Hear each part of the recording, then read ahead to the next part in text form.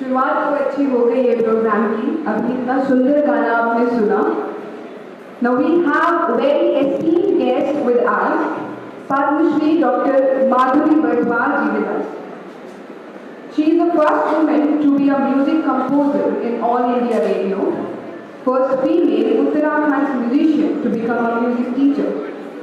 She has awards like Nari Shakti Puraskar by the President of India on International Women's Day 2019.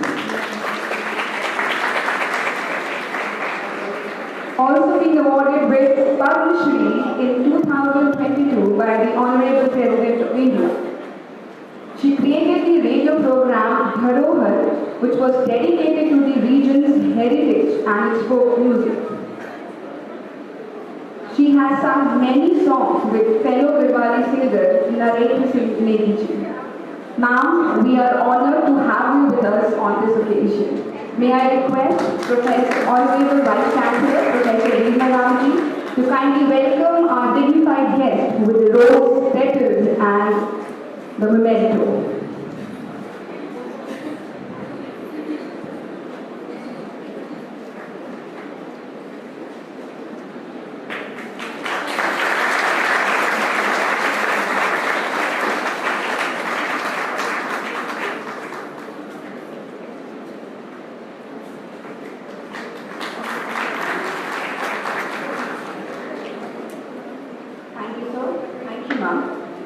May I now request Dean Student Welfare Professor Manish Arora ji to kindly welcome our another dignified guest, Sri Tanmay Mangai ji, who is the Central Secretary, Dhar Organization.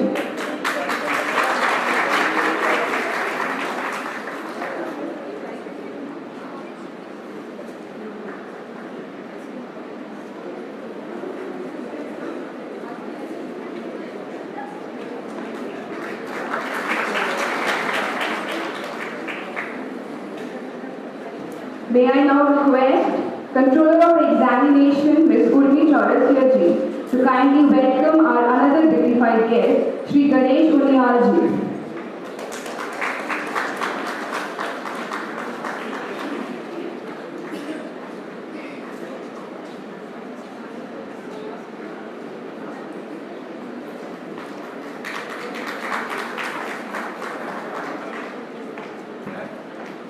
May I now again request Controller of Examination Ms. Urvi Chaurasia ji and Captain Nalini Mehrishi ji to kindly felicitate one of the most backbone of this event, Miss Manju Kala ji. Mrs. Manju Kala ji.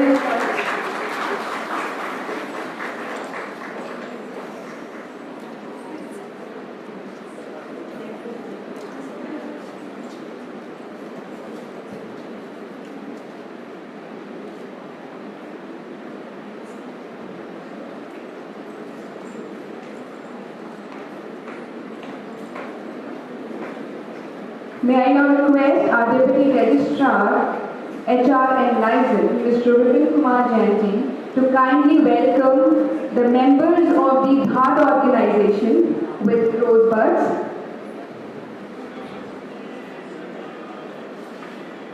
Sri Sushil Purohit ji.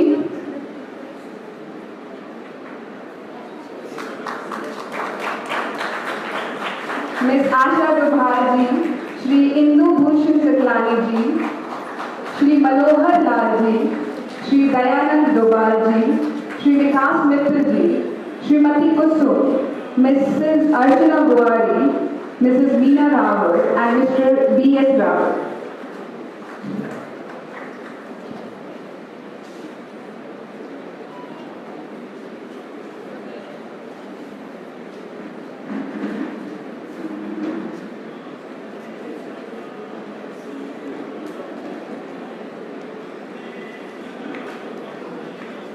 Thank you, sir. Thank you, dignitaries, to grace this occasion. Now, taking the program forward, we are all here for celebrating the International Millet Festival. We are now much more focusing on having the diet. Everyone is diet conscious here. But that we are moving from our traditional coarse grains towards the more fancy grains like wheat and rice. So this occasion, this celebration is being done to make you people aware of the importance and the significance of this coarse grain, which we used to have it very in our old years. एक छोटी सी कविता है जो मुझे एक बहुत ही sensitive कवि की मिली while I was searching for this GHAT organization and the millets. So मैं आपके साथ शेयर करती हूँ. ये रागी हुई अभागी क्यों, चावल की किस्मत जागी क्यों, जो ज्वार जमी जनमानस में गेहूं के दर से भागी क्यों, यूं होता श्वेत झंगोरा है, यह दान सही था गोरा है, पर यह भी हारा गेहूं से जिसका हर कहीं भिंडोरा है. जाने कितने थे अन्न यहाँ एक दूजे से प्रसन्न यहाँ, जब आया दौर सफेदी का हो गए मगर सब खिल यहाँ. अब कहाँ वो कोदो फुटकी है, साओ की काया भटकी है, सन्यासी हुआ बाजरा अब गुम हुई कागड़ी छुटकी है. अब जिसका रंग सुनहरा है सब तरफ उन्हीं का पहरा है, अब कौन सुने मटमैलों की गेहूं का साया पहरा है. So this is just to make you aware that not to focus on these two grains. These are not nutritious that much जितना हमारा coarse grain nutritious है. So this is, I just introduced what is this millet festival is all about.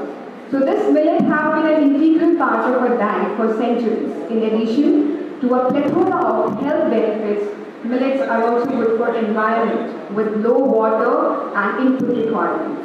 With the aim to create awareness and increase production and consumption of millets, United Nations at the behest of the Government of India declared 2023 the International Year of Millets. To commemorate this mile, government is hosting various interactive activities around millets, and so SBS University is celebrating this International Year of Millets in collaboration with GHAT organization, which is working on several aspects. So with this, I'll just request our Honorable Vice Chancellor, Sir, Professor Bhima Ramji, to kindly address the gathering.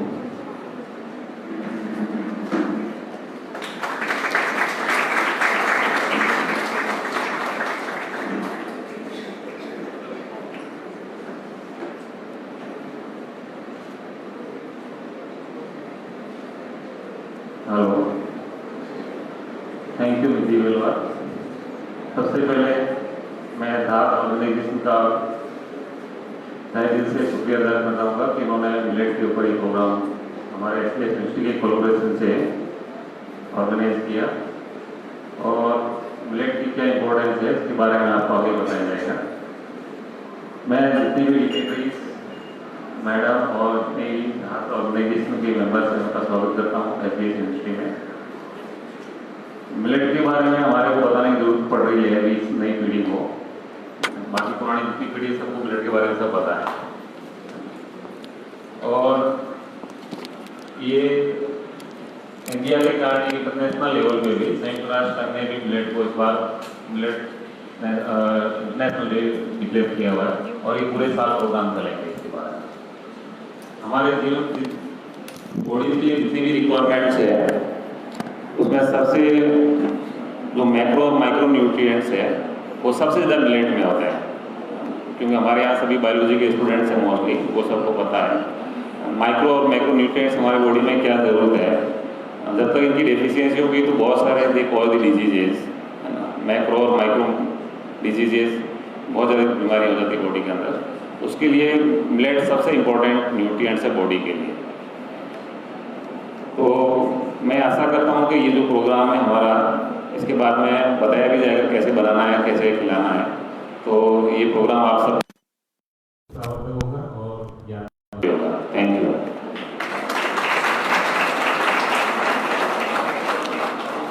Thank you, sir. Now taking the program ahead. आप लोगों को काफ़ी कुछ पता चल गया होगा अभी तक कि हमारे जो मोटे अनाज हैं वो कितने लाभदायक है। बाकी जो बची कुची है आपकी नॉलेज जो आपको नहीं पता है उनके सिग्निफिकेंस के बारे में, वो अभी हमारी जो धात ऑर्गेनाइजेशन की टीम है वो आपको अच्छे से समझाएंगी। जैसा कि अभी मैं देख ही रही थी कि मिलेट्स के लिए जो इतना बड़ा अभियान छेड़ा गया है ताकि जो न्यूट्रिशन है वो हर एक कोने तक पहुँचे, और श्री नरेंद्र मोदी जी ने, हमारे ऑनरेबल प्राइम मिनिस्टर जी ने इन मोटे अनाज को बहुत ही एक रिस्पेक्टेड नेम दिया है जो कि है श्री अन्न। तो जो ये मोटे अनाज हैं इनको हम अब श्री अन्न के नाम से जानते हैं। तो ज़्यादा समय ना लेते हुए मैं निवेदन करूंगी श्री सुशील पुरोहित जी का जो आगे का कार्यक्रम संचालित करेंगे।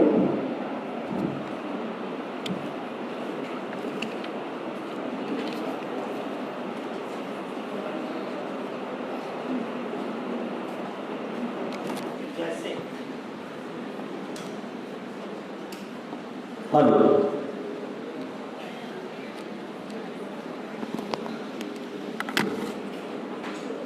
जैसे चिड़ियों की उड़ान में शामिल होते हैं पेड़, जैसे चिड़ियों की उड़ान में शामिल होते हैं पेड़, क्या मुसीबत में कविताएं हमारे साथ होंगी।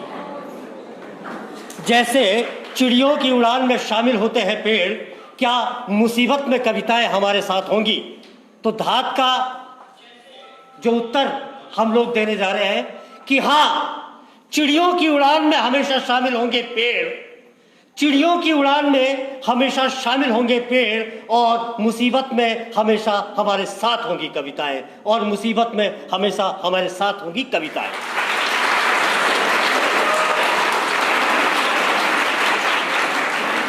परम श्रद्धेय कुलपति महोदय, हमारे बीच में पद्मश्री डॉक्टर माधुरी बर्तवाल जी, हमारे धात के साथी, इस विश्वविद्यालय के जितने भी शिक्षक कर्मचारी हैं, शिक्षेतर कर्मचारी हैं, और प्यारे बच्चों, आज धात हरेला जो पूरा माह हम लोग मनाने जा रहे हैं, उसी श्रृंखला में आज हम आपके बीच में हैं।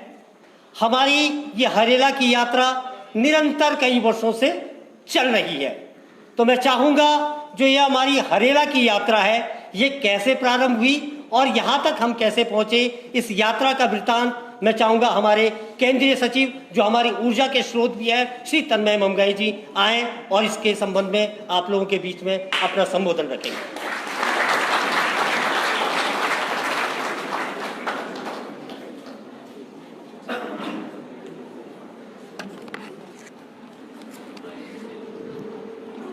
सब लोगों को सबसे पहले तो हरेला की बहुत बहुत बधाई। और हरेला ही वो कारण है जिसके चलते हम एक बार फिर आपके कॉलेज में आए हैं। मुझे ध्यान नहीं कि पिछली बार जब हम कॉलेज में आए थे उसमें से यहाँ से कितने बच्चे तब मौजूद थे, लेकिन आज से कोरोना होने से शायद मुझे लगता है 1 साल पहले हम भगवान सिंह मेडिकल कॉलेज में मंजू काला मैम के इनिशिएटिव पर ही आए थे और हम लोगों ने कुछ बातें करी थी।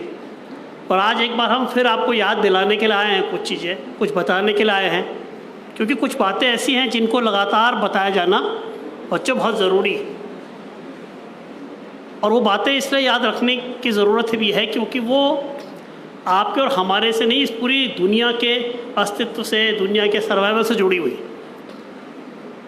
हम सारी दुनिया में जानते हैं कि आज की तारीख में इतनी तेज़ी से अर्बनाइजेशन हो रहा है, शहर बढ़ रहे हैं, आबादी बढ़ रही है, लाखों करोड़ों पेड़ काटे जा रहे हैं।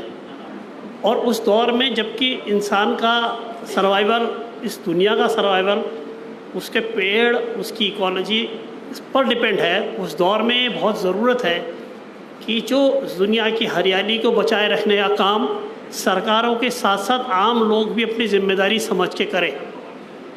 और इसी जिम्मेदारी को समझते हुए हमने हरेला के साथ हर साल 1 महीने का अभियान चलाते हैं जिसमें हम सबसे कहते हैं कि वो जहाँ पर भी हम वहाँ एक पौधा ज़रूर लगाएं।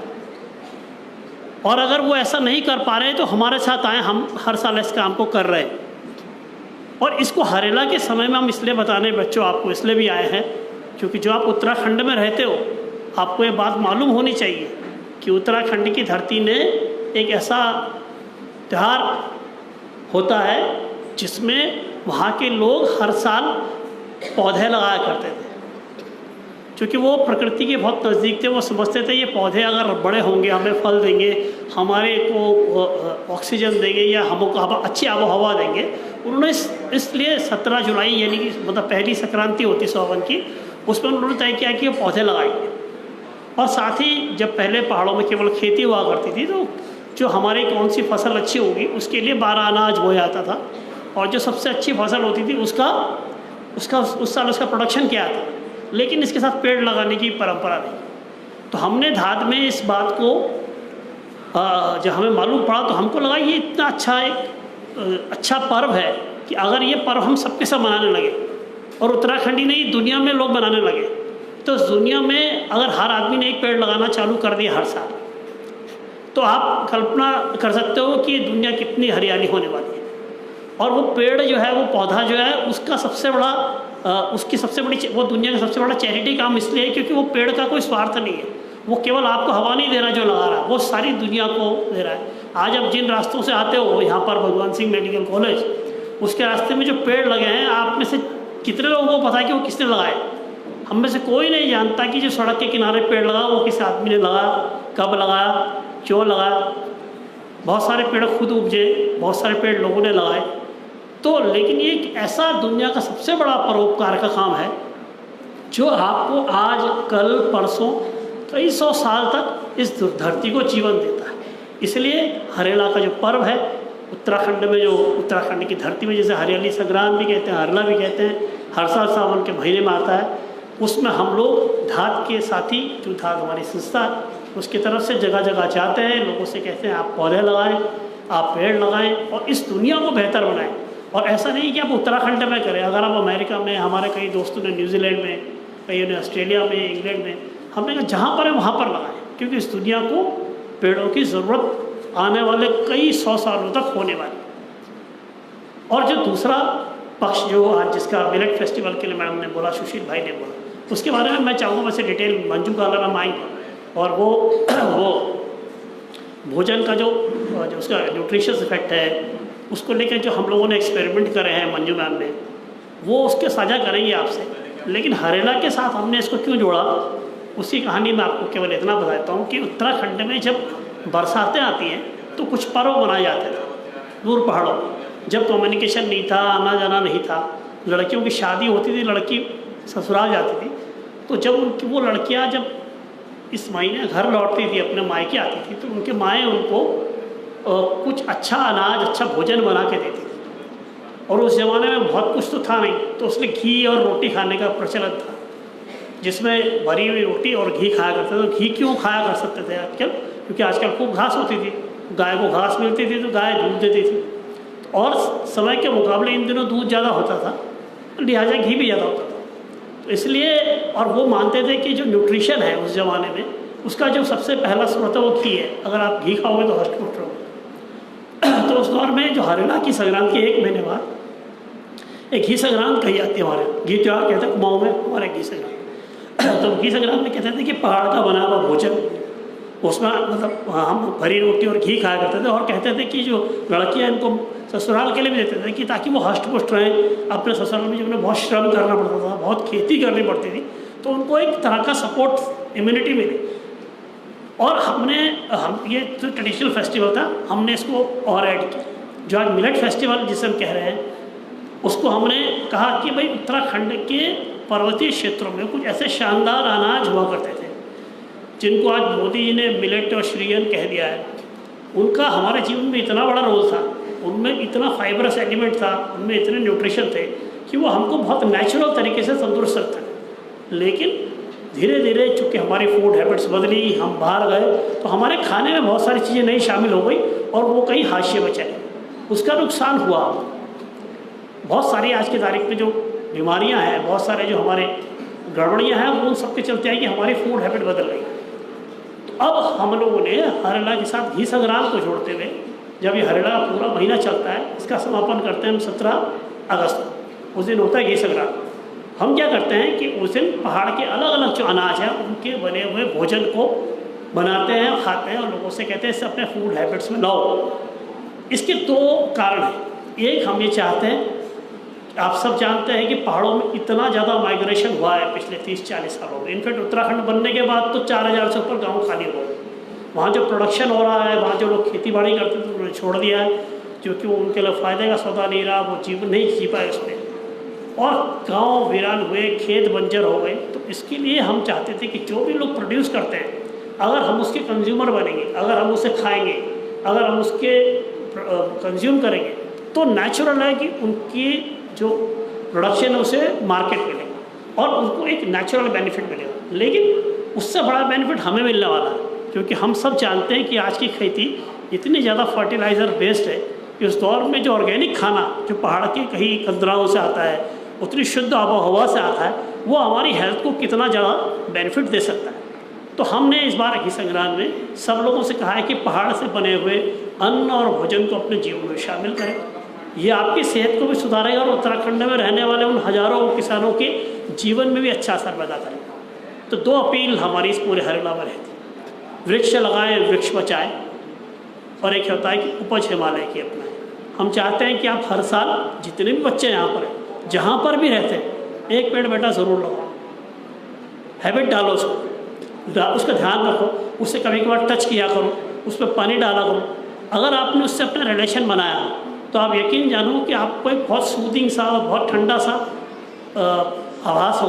जैसे हमारे घर में कभी ग्रीनरी होती है, गमलों में हम पौधे लगाते हैं, तो अगर आप ग्रीनरी के बीच में रहते हो तो उसकी जो फीलिंग होती है वो आपको एक बेहतर इंसान और शांत इंसान भी बनाती है। लेकिन इसके साथ जो दूसरी थीम है वो ये था कि जो आपके एग्जिस्टिंग पेड़ हैं आसपास आपके, अगर आपको लगता है कि उनको उनका देखभाल इस करने की इसलिए ज़रूरत है कि वो पेड़ पता नहीं कितने सालों से आपको अच्छी ऑक्सीजन, अच्छी छाया, किसी पंछी को डेरा, किसी तितलियों का बसेरा, कि दुनिया की इकोलॉजी को पेड़ बहुत तरह से कंट्रीब्यूट कर रहा है। इसलिए हमारी जिम्मेदारी ये भी है कि नए पेड़ लगाने के साथ जो पेड़ हमारे आसपास हैं उन्हें बचाएं।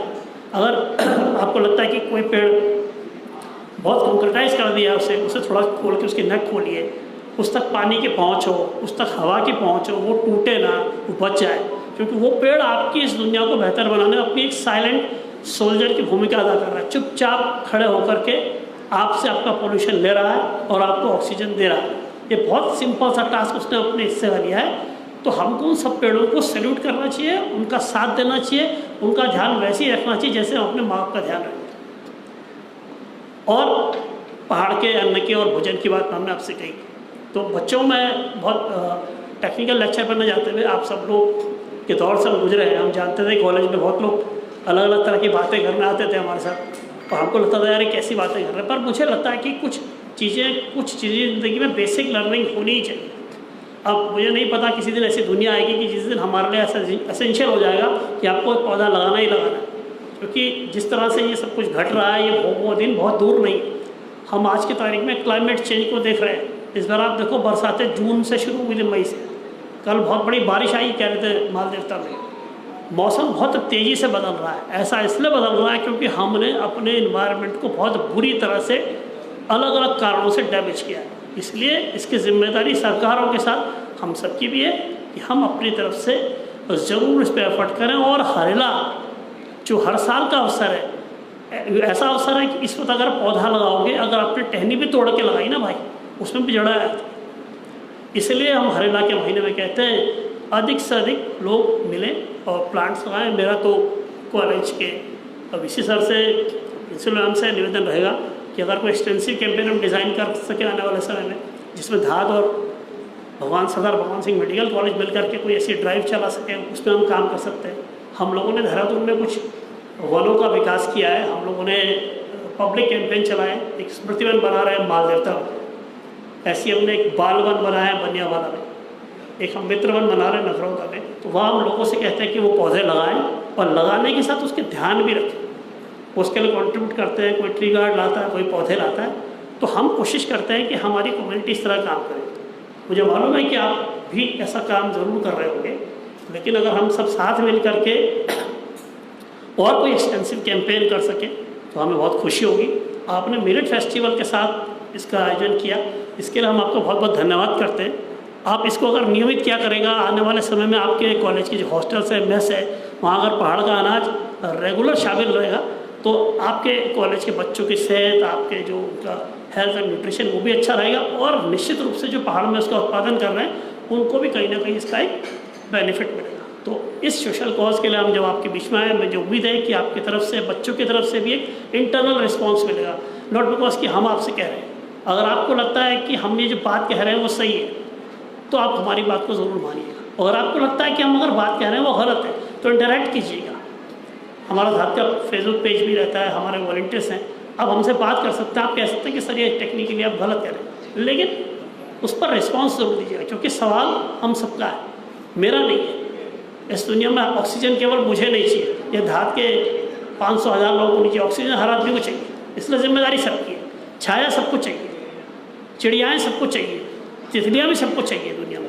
तो इस पूरी इकोलॉजी को बचाने की जिम्मेदारी हम सबकी है। और हम जो अपना काम कर सकते हैं, एक आजकल टर्म होता है कॉर्पोरेट सोशल रिस्पॉन्सिबिलिटी। जो बड़े बड़े कॉर्पोरेट्स होते हैं उनको कहा जाता है कि जब तुम इतना पैसा कमा रहे हो, उस जगह से इतनी वेल्थ जनरेट कर रहे हो, तो आपकी जिम्मेदारी आप समाज के लिए कुछ करें। लेकिन हम धाद में हमने हमारा एक नया टर्म, हम कहते हैं माई सोशल रिस्पॉन्सिबिलिटी। मेरी क्या है, मेरी क्या जिम्मेदारी। तो धाद के लोग कुछ काम करते हैं छोटे, एक हम हर साल एक पौधा जरूर लगाते हैं, वो मेरी सोशल रिस्पॉन्सिबिलिटी इंडिविजुअल। ऐसे ही हम लोग किसी स्कूल में जाकर के किताबों के लिए कोने बनाते हैं, हमारा एक कैंपेन चलता है, उसका डिटेल नहीं बोलूँगा। ऐसे हम कुछ जो बच्चे डिस्ट्रेस में हैं, जिनके फैमिली में मेम्बर्स चले जाते हैं, उनके एजुकेशन में सपोर्ट करते हैं। तो ऐसे हम बहुत सारी एक्टिविटीज़ करते हैं जो माई सोशल रिस्पॉन्सिबिलिटी के तौर पर। इसलिए हम आपके पास ये कहने आए हैं कि जिस तरह से धात के लोग अपनी सोशल रिस्पॉन्सिबिलिटी समझते हुए हर साल एक पेड़ लगाते हैं, पहाड़ के अन्न को अपने भोजन में शामिल करते हैं, एक किताबों का कोना बनाते हैं, किसी गरीब बच्चे की मदद करते हैं, आप भी ऐसा अपने जीवन में ज़रूर कीजिएगा। अगर आप लोग ऐसा करेंगे तो हमको लगेगा हम जो दूर से आपके बीच में आए हैं वो हमारा आना सार्थक रहा। और अगर ऐसा भविष्य में सर ने अलाउ किया और अगर हम कोई जॉइंट अपना इस तरह का कार्यक्रम डिज़ाइन कर पाए आने वाले समय में, तो हम बहुत खुशी होंगे। धन्यवाद।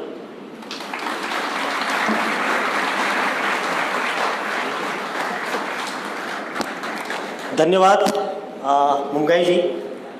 राहत इंदौरी साहब का एक शेर है कि लगेगी आग तो आएंगे घर कई जब में, लगेगी आग तो आएंगे घर कई जब में। यहाँ पे सिर्फ हमारा मकान थोड़ी है, यहाँ पर सिर्फ हमारा मकान थोड़ी है। कल्पना कीजिए कि इस धरती पर एक भी पेड़ नहीं, कल्पना कीजिए।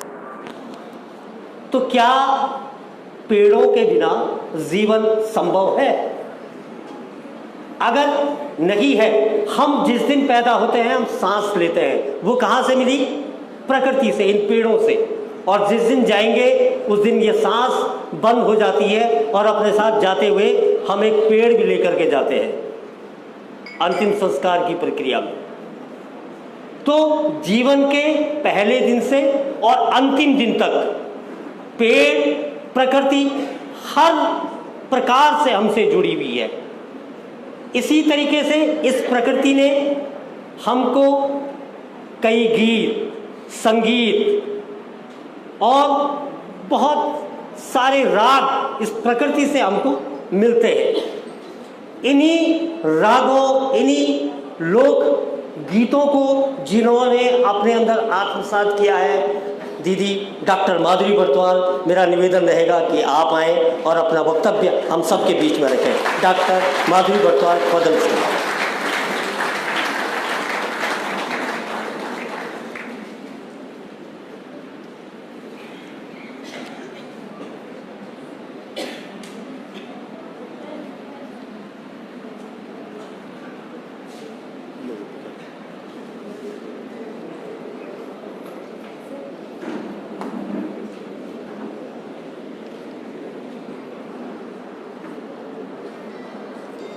सबसे पहले तो इस विद्या के मंदिर में मैं प्रणाम करती हूँ, नतमस्तक होती हूँ और फिर इस विश्वविद्यालय के पूरे परिवार के सामने मैं प्रणाम करती हूँ सबको। और कि इससे बड़ी चीज़ और दुनिया में कुछ नहीं होती, विद्या दान करना सबसे बड़ी चीज़ है, विद्या देना किसी को भी। तो ये सबसे बड़ा मंदिर है जीवन में, जो जीवन सुधारता है हमारा। और धात को भी बहुत बहुत शुभकामनाएं, बधाई कि ऐसी धात लगाता है, ऐसी आवाज़ लगाता है कि जर्रा जर्रा उससे सुशोभित होता है और उसका फ़ायदा होता है। मैं जब आकाशवाणी नजीबाबाद से रिटायर होके आई यहाँ, तो यहाँ जो है धात से मैं 2007 में जुड़ी थी और उसके बाद जब लौट के आई तो मुझे जो है ऊर्जा किस चीज़ की? संगीत की। संगीत जो है, जब मुझसे कोई बोलता है ना कि दीदी आप ज़रा 2 लाइन सुना दीजिए, तो वो ऊर्जा ही होती है, पुनर्जीवित होता है उससे इंसान। तो इन्होंने मुझे होली पर्व पर बुलाया। फिर मैंने सोचा, मैंने कहा जब ये हरेला मना रहे हैं तो हरेला के साथ झुमेलो बहुत ज़रूरी है, क्योंकि झुमेलो हमारे लोकगीतों में आता है और हमारे यहाँ की जो नारी है, जो धुरी है अपने परिवार की, वो ऐसी है कि वो सब कुछ है। गाय भी उसने देखनी है, गाय बच्ची भी उसने देखनी है, बच्चे भी उसने देखने हैं, परिवार को भी उसने देखना है, खेती पाती भी उसी ने देखनी है, सारे जंगल भी उसी ने देखने हैं। तो वही जो है इन दिनों काम में लगी रहती है सारे दिन भर, सुबह से लेकर के। उस ज़माने में तो घड़ियाँ भी नहीं थी, यही नहीं पता था कि कितने बज रहे हैं। अगर वो गहना मतलब तारा, ध्रुव तारा अगर दिख गया तो वो देख लेगी कि अरे 4 बज गए, उठ जाओ, अब हमने उठना है। और अगर नहीं दिखा, इन दिनों तो दिखता ही नहीं था, तो 12 बजे आँख खुली तो 12 बजे ही काम में लग गए, यही नहीं सोचा कितना बज रहा है। और फिर सारे दिन भर लगी हुई है, मायके भी नहीं जा सकती। मायके जाएगी तो काम कौन करेगा, बच्चे कौन देखेगा। तो तब क्या करना, सबसे बढ़िया तरीका है अपने दिल के जज्बात पेश करने का, लोक संगीत, गाना। संगीत जो हमेशा संग ही रहता है, कभी इंसान को खाली नहीं रहने देता। ये परिभाषा मेरे पिताजी ने मुझे दी थी कि बेटा संग ही जो रहता है ना, वो उसे कहते हैं संगीत, कभी अकेले नहीं रहता वो। गायन, वादन, नृत्य, तीनों कलाओं के समावेश को कहते हैं संगीत, और वो हमेशा साथ में रहता है हर किसी के। अगर कोई दुखी है तब भी उसके साथ है, अगर कोई सुखी है तब भी उसके साथ है, अगर काम कर रहा है तब भी साथ है, अगर सो रहा है तब भी साथ है। तो गाना और रोना सबको आता है, कोई जोर जोर से दहाड़ मार के रोता है, कोई फुसफुसा के धीरे से रोता है। उसी प्रकार कोई संगीत में भी वैसे ही है कि गाना जो है कोई सुरीला गाता है, कोई नहीं गा पाता, लेकिन गाते सब हैं। तो उन सब के साथ है संगीत। और मैंने तो ये भी देखा है बचपन में कि जब मुझे कहीं जगह नहीं मिलती थी ना, और डर के मारे, क्योंकि हमारे यहाँ गाना बजाना लड़कियों के लिए मना था, तो उस ज़माने में जब छठी क्लास में आई मैं, और बहुत सारे कार्यक्रमों में जा कर के फर्स्ट आती थी हर जगह, और जब पिताजी ने मुझे मना कर दिया कि अब स्टेज पर नहीं जाना और गाना भी नहीं है, तब बहुत दुखी हो गई और अपने गांव में जाती थी, ये जंगलों में ही गाती थी मैं, जोर जोर से पूरा रियाज मैंने वहीं करा। या मैं गाय के गोठ में चल जाती थी, जहाँ गोठ लगी रहती थी ना, वहाँ चल जाती थी और तो उनके बीच में गाती थी। और तो मैंने ये भी देखा, अब मुझे एहसास होता है कि देखो कैसे दिन थे वो, कि जब मैं उन गायों को कहीं दूर दिखती थी ना, तो वहाँ करके मेरी तरफ भाग के आती थी वो। तो मेरे को लगा कि उनको भी कितनी बड़ी समझ है। तो वैसे ही जो है इन पेड़ पौधों को भी समझ होती है, ये इनमें भी जीवन होता है। अब जब गाते रहते हैं हम, तो क्या पता वो लहरा रही हैं, उसी में लहरा रही हैं, क्या भरोसा है। वो तो हमको शोध करना पड़ेगा, जो भावी पीढ़ी हमारी है उसको शोध करना पड़ेगा क्या कारण है इसका। तो ऐसे बहुत सारे लोकगीत हैं। और पुरुषोत्तम गुनेर जी की 2 पंक्तियां हमेशा मेरे साथ रहती हैं कि भूल गया जो संस्कार वो जीवन खरा नहीं रहता, और जड़ से अगर जुदा हो गया तो पत्ता हरा नहीं रहता। तो इसलिए जो है बहुत ज़रूरी है कि अपनी जड़ों से जुड़े रहना और उनको पनपाना। अगर हम अपनी जड़ों से नहीं जुड़े रहेंगे, अपनी संस्कृति से नहीं जुड़े रहेंगे, संस्कृति ऐसी होती है उसमें सब कुछ है, खान पान, रहन सहन, रीति रिवाज, खेती पाती, सब कुछ होती है उसमें। किस तरह से तुमने पेड़ लगाना है ना, कि सेरा की मी डोली न डाली पैया जामी, चला दीदी भूल्याओ न डाली पैया जामी, कोई दूध चार्योला न डाली पैया जामी। कोई उसमें दूध चराएंगे, कोई उसके पत्थर हटाएंगे। देवताओं का पेड़ है, देवताओं का है वो दिया हुआ। और एक डाली जमी भी है पैया की, पद्म वृक्ष की डाली, पद्म वृक्ष जमा हुआ है। और छोटा सा है, 2 पत्ती हो गया, अब 4 पत्ती हो गया, अब मतलब बहुत ज़्यादा घना हो गया, अब उसके नीचे बैठ जाएंगे। तो हर काम बच्चा बन के बच्चे की तरह उसको पाला, और तब फिर उसके छांव में बैठे तो वो पिता के समान भी हो गया। ऐसा भी है। तो सब कुछ है, अगर माने तो सब कुछ है, नहीं माने तो कुछ नहीं है। ऐसे हमारे बहुत सारे लोकगीत हैं जो अक्सर हमारे जो हैं ये प्रकृति से संदर्भित हैं या देवी देवताओं से संदर्भित हैं। लंकागढ़ भीतर बैके की होली डाली, लंकागढ़ भीतर बै अमुआ की डाली, अमुआ तुम खाया पर डाली झन तोड़या।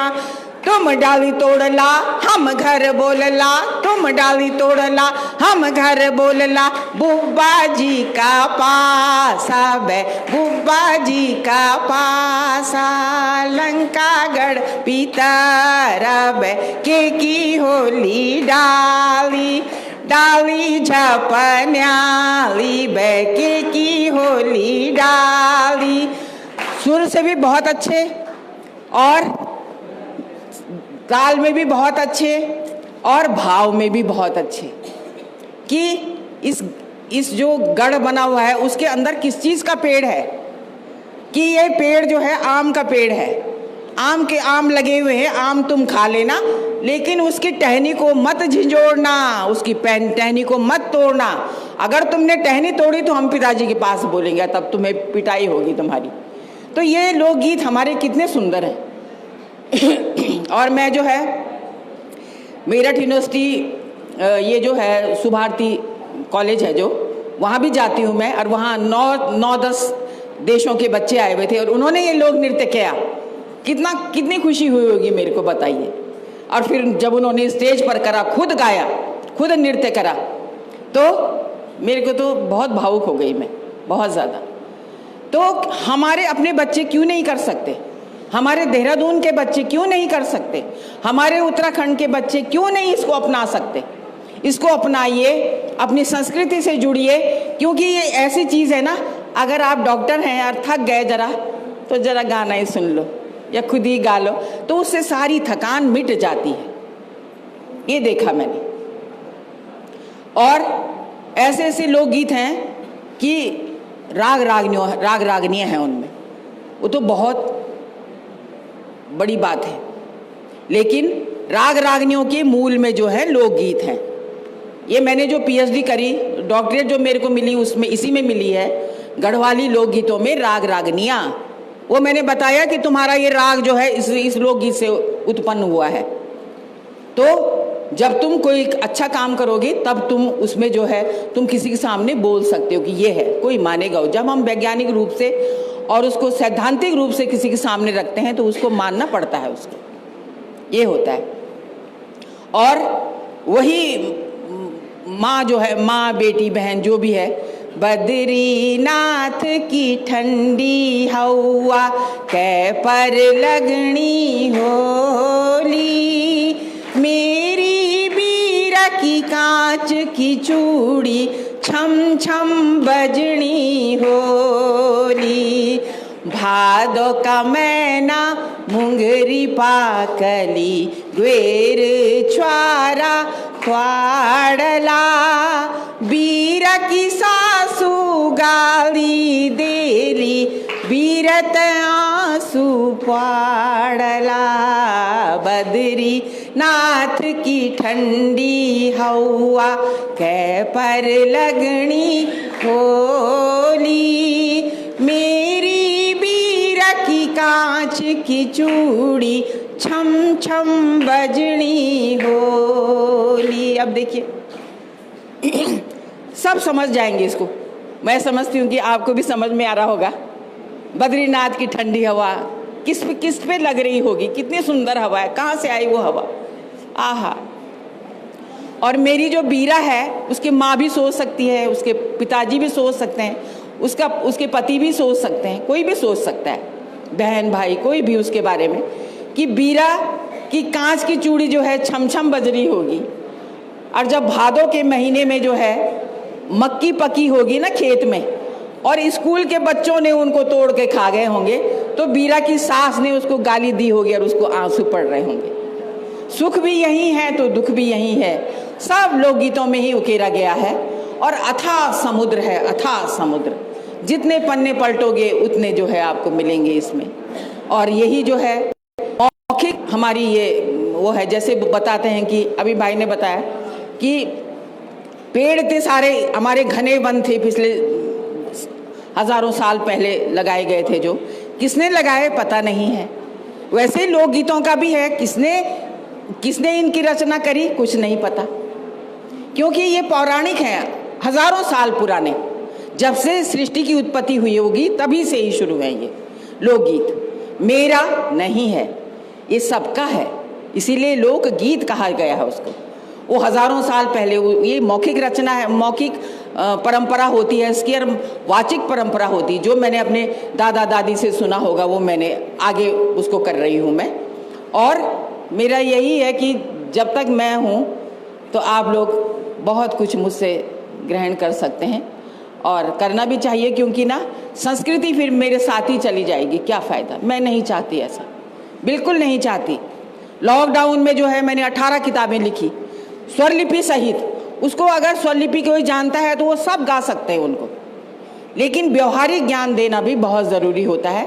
इसलिए मैं जो है मेरे को ऊर्जा प्रदान कर देती है धाद, और मैं आ जाती हूँ और मेरे को आना पड़ता है। कल मैं 2-3 दिन से दिल्ली गई हुई थी और वहीं थी, रात में पहुँची मैं, भाई ने मुझसे मेरे को आ जाना था वहाँ से, तब तक भाई ने मुझे फ़ोन करके बोला, तो फिर मैंने कहा मैं आज ही आती हूँ, रात ही आ गई फिर मैं। तो ऐसा होता है, इससे क्या होता है, ऊर्जा मिलती है, ऊर्जा मिलती, मन करता है 2 दिन और रहूँ मैं। तो मैं अपना कर्तव्य निर्वहन कर रही हूँ, मेरा कोई एहसान भी नहीं है किसी पे, और ये मेरा कर्तव्य भी है। और यहाँ पर अभी थोड़ी देर बाद हम ऐसे करेंगे, थोड़ा लोक गीत, लोक नृत्य भी दिखाएंगे। बहनें सब मुझसे सीखी हैं, और ये सब गृहिणियाँ हैं, घर चलाती हैं सारी बहनें। और जब इनका स्कूल, बच्चे स्कूल चल जाते हैं, पति भी अपने सर्विस पे चल जाते हैं, तो जो खाली टाइम, जब इन सोने का वक्त होता है ना, तब मेरे पास आती हैं और फिर सीखती हैं सारा। और आज जो है देखिए कितने अच्छे, कैसा अच्छा बढ़िया गाती हैं, नृत्य भी करती हैं, तो तन मन धन से सशक्त हैं। तो ये भी संस्कृति अलग बच रही है। तो आपका बहुत बहुत धन्यवाद, क्योंकि जब बोलना शुरू करूँगी जाने कहाँ से कहाँ पहुँच जाऊँगी, इसलिए ठीक है। धन्यवाद, बहुत बहुत धन्यवाद।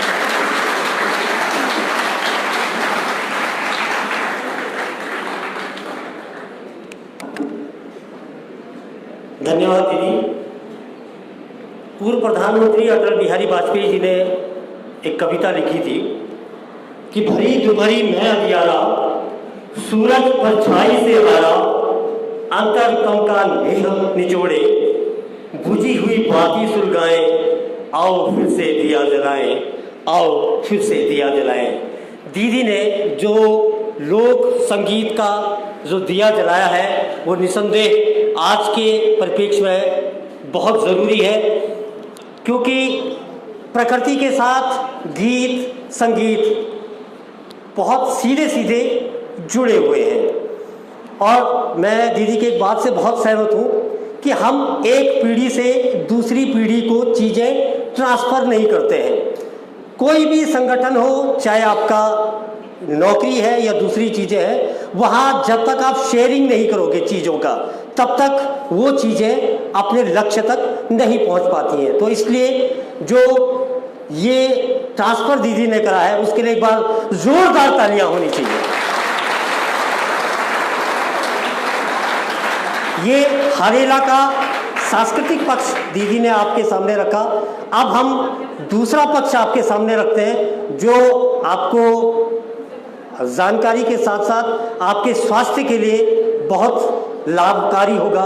तो मैं चाहूँगा मंजू काला जी से कि वो आए और सबसे अच्छी चीज़ भोजन पर बात करें। कलियो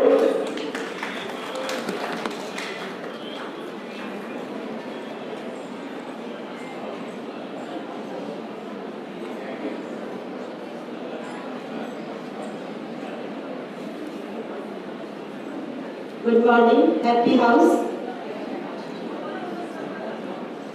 तो एक बात से, एक नारे से अपनी बात शुरू करना चाहूँगी। तो चाहूँगी आप सभी साथ में, वृक्ष लगाएं, वृक्ष बचाएं, प्लीज। वृक्ष लगाएं, वृक्ष बचाएं, उपज हिमालय की अपनाएं। वृक्ष लगाएं, वृक्ष बचाएं, उपज हिमालय की अपनाएं। So dear friends, this is the theme of Ghat these days. तो अभिवादन हाउस को, और मैं अपना प्रणाम प्रेषित करना चाहूँगी जो बालावाला सरदार भगवान सिंह बालावाला मेडिकल कॉलेज है, वीसी सर धार की ओर से आपको आभार और प्रणाम निवेदित करती हूँ। और मेरा प्रणाम आदरणीय डॉक्टर माधुरी वर्तवाल जी को, उनको भी मैं अपना प्रणाम निवेदित करती हूँ। और घाट के साथियों को, आपको सभी को अभिवादन करने के साथ साथ प्यारे बच्चों और बालावाला मेडिकल कॉलेज जो फैकल्टी मेंबर्स हैं, सभी को अपना प्रणाम और स्नेह प्रेषित करना चाहती हूँ। तो अभी आपने बातें सुनी, और जो हमारी एंकर है उन्होंने जो मिलेट्स के बारे में जो एक बहुत खूबसूरत कविता बयां की, उससे आप शायद समझ ही गए होंगे कि अन्न की क्या उपयोगिता होती है हमारे जीवन में। यदि हमारा जो भोजन है तो संस्कृति है, संस्कृति है तो इतिहास है, और इतिहास है तो हम हैं। जी तो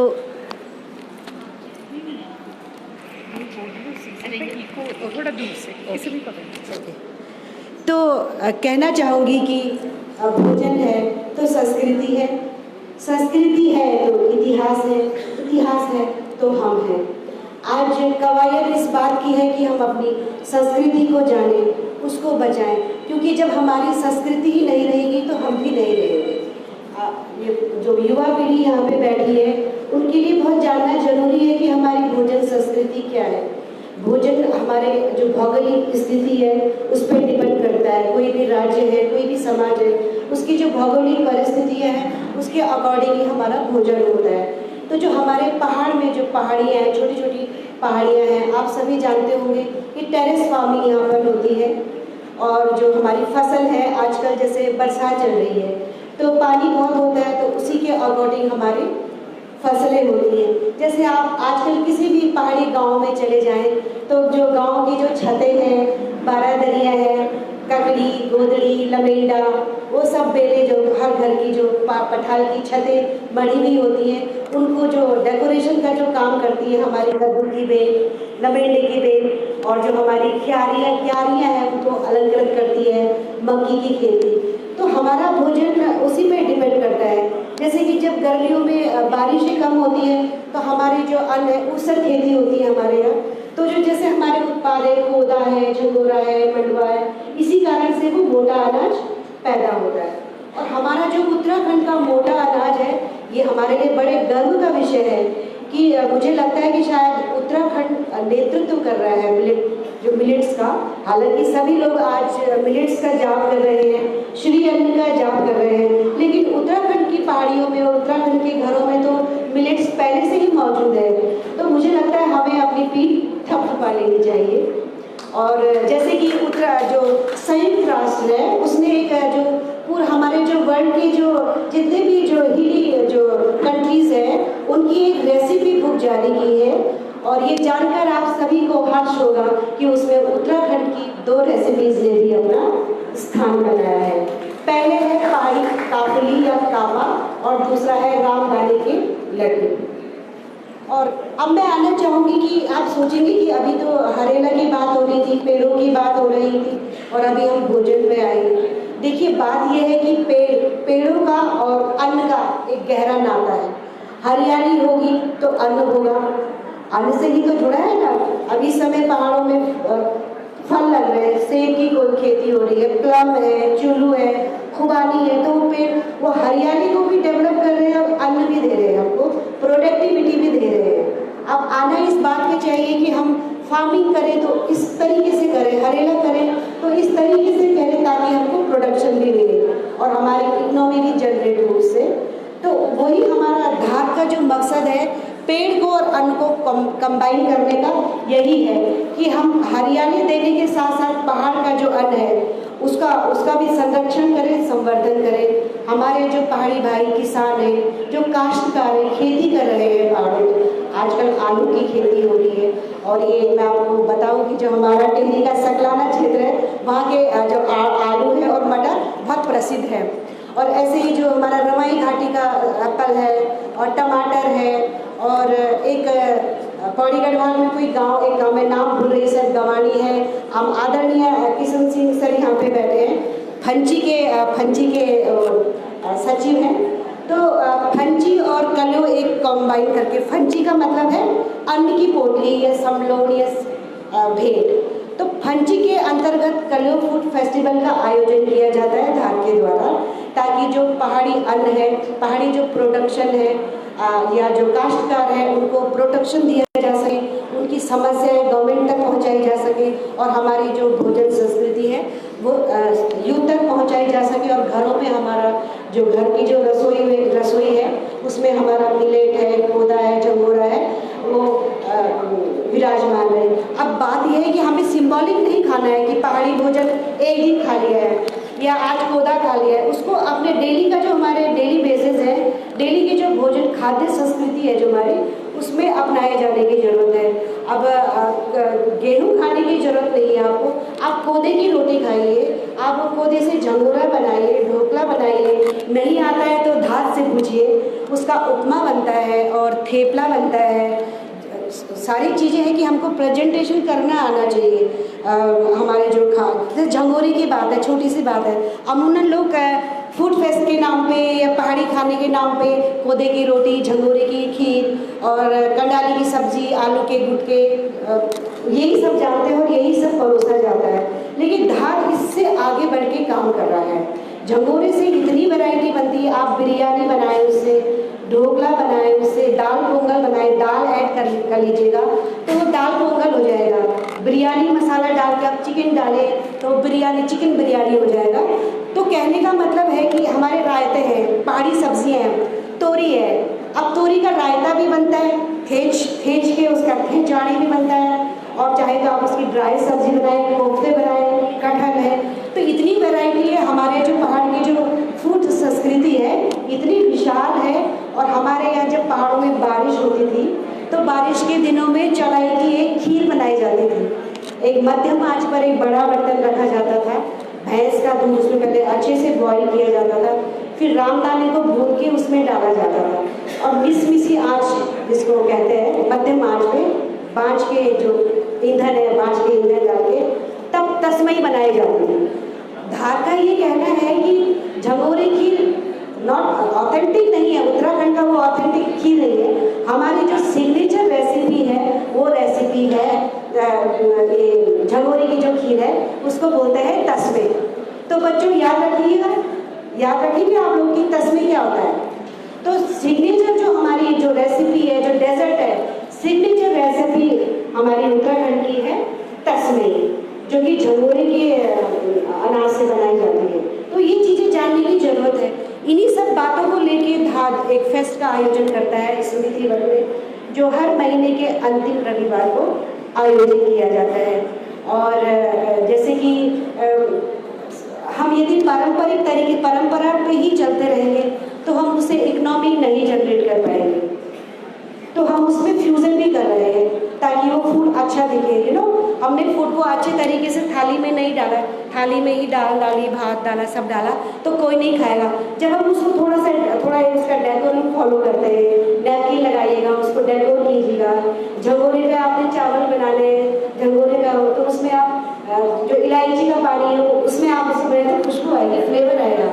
ये सब चीज़ें जब हम करेंगे तो जो होटल मैनेजमेंट के बच्चे हैं या जो हमारे जो पहाड़ों से जो पलायन कर रहा है युवा, होटल मैनेजमेंट करते हैं, बाहर चले जाते हैं, हम कहते हैं कि आप अपने ही घरों में होम स्टे चलाएं और पहाड़ी फूड का प्रोडक्शन करें और इकोनॉमिकली जनरेट करें और अपने साथ 2-4 और लोगों को रोजगार दें। तो इस चीज़ पे कवायद करने की जरूरत है। और मेरी रिक्वेस्ट है बालावाला मेडिकल कॉलेज के जो वीसी सर है, आपसे मेरा विशेष निवेदन है, जैसे कि अभी हमने चाय पी, तो जो बड़े संस्थान है जहाँ पे लोगों का आना जाना लगा रहता है, जो अपने जो उनका जो कार्यशैली उससे वो इफेक्ट करते हैं लोगों को, तो जैसे हमने चाय पी तो उस चाय को इस तरीके से हम देंगे, पहाड़ी जड़ी बूटियों की जो चाय है उसको दिया जाए। और जैसे बिस्किट हमने खाए, हम क्यों ये जो ग्लूकोज के बिस्किट हैं ये हम क्यों नहीं मिलेट के बिस्किट दें, झंगोरे के स्नैक्स दें, कटलेट बनते हैं उससे।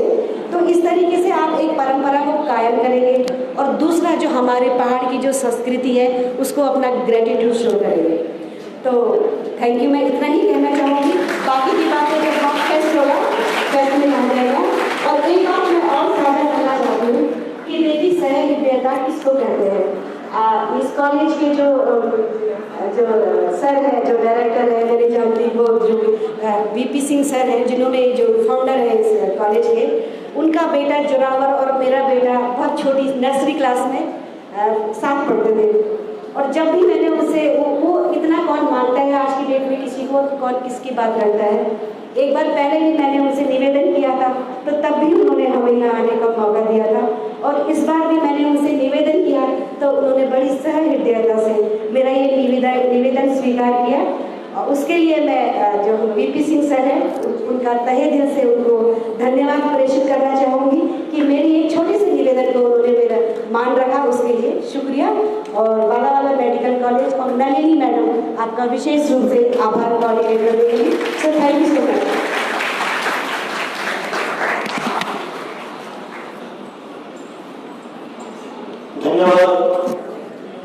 संवाद दो तरफा हो तो सार्थकता की तरफ हम लोग बढ़ते हैं। विशेषकर हम बच्चों को से आज बातचीत करने आए थे, तो पीछे जो बच्चे खड़े हैं हम एक एक करके आपसे बात करेंगे कि आज जो ये विवर्स यहाँ पर हुआ ये कितना सार्थक है और आगे इसमें आपका व्यक्तिगत सामाजिक योगदान क्या हो सकता है। कोई भी बच्चा, हम तभी समझेंगे कि हमारा जो आज का कार्यक्रम है वो सार्थकता की तरफ बढ़ा है। देखिए, कल हम भी आपसे पहले वहीं बैठा करते थे। परसों मेरे एक मित्र थे, मैं उनको बोल रहा था कि मैं पिक्चर हॉल में सबसे आगे बैठता था और क्लास में सबसे पीछे बैठता था, लेकिन जब हम सामाजिक समूहों के बीच में अपनी सामाजिक जिम्मेदारी को समझा तो आज हम इस तरफ पहुंच पाए। तो आपको भी अपनी सामाजिक जिम्मेदारी को समझना ही पड़ेगा, आज नहीं तो कल। आज आपके साथ पेरेंट्स हैं तो कल आप खुद पेरेंट्स होंगे। तो मेरा निवेदन है बच्चों से कि कोई अपना वक्तव्य, अपना विचार हमारे सामने रखना चाहते हैं। देखिए, आज के कार्यक्रम का मुख्य लक्ष्य यही था कि बच्चों को हरेला और जो मिलेट जिसकी हम बात कर रहे हैं उससे परिचय कराना और उसमें सामाजिक योगदान में उनको बढ़ावा देना। चलो सबसे पहले नारा लगाएंगे, फिर मैं कहूंगा सुनो हरेला का संदेश, आप कहोगे हरा भरा हो मेरा देश। ठीक है, सुनो हरेला का संदेश, सुनो हरेला का संदेश।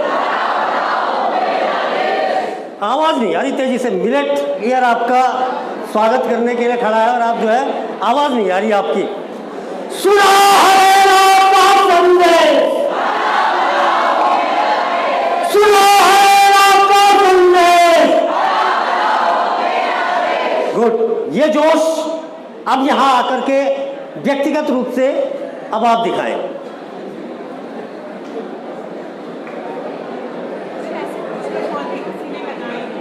आप में से हो सकता है कोई बच्चे किसी इको ग्रुप से जुड़े हो, किसी संगठन, किसी संस्था से जुड़े हो जो प्लांटेशंस और एनवायरनमेंट के ऊपर काम कर रहे हो, तो आए और अपनी बात को रखें। तो ये सबसे बढ़िया मौका होता है अपनी बात को रखने का। कहीं नहीं जुड़े हैं, आप ही आ जाओ। आप, हाँ आप ही, आप आ जाओ, कुछ बात रखिए। हाँ आइए, आप ही को कह रहा हूँ, इधर उधर ना, आप ही को कह रहा हूँ। आइए आइए।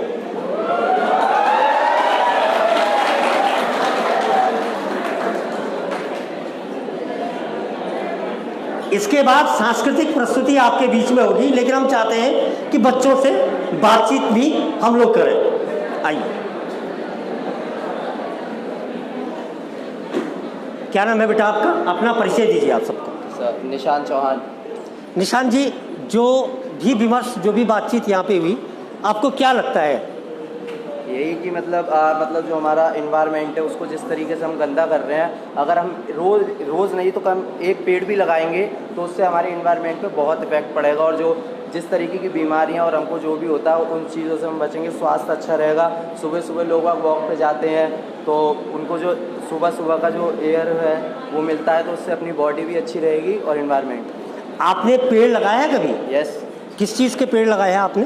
सर मैंने मतलब हमारा अपने कॉलेज का एक क्लब है, रोटरेक क्लब, तो एक बार ये ऐसे ही मतलब इवेंट हुआ था, तो आवाज़ इसमें इवेंट हुआ था तो उसके अंदर हमने मतलब अपने घरों के अंदर हमारे वीकेंड्स थे तो हमने घरों पर पेड़ लगाए थे, तो जब लगाया था। बहुत बहुत बहुत धन्यवाद बेटा, थैंक यू। तो इसी तरीके से जिस क्लब की बात इन्होंने करी है, उस क्लब के और भी बच्चे होंगे जिन्होंने उस क्लब के माध्यम से पेड़ लगाए, तो आप आए और बात को रखें। आ जाओ।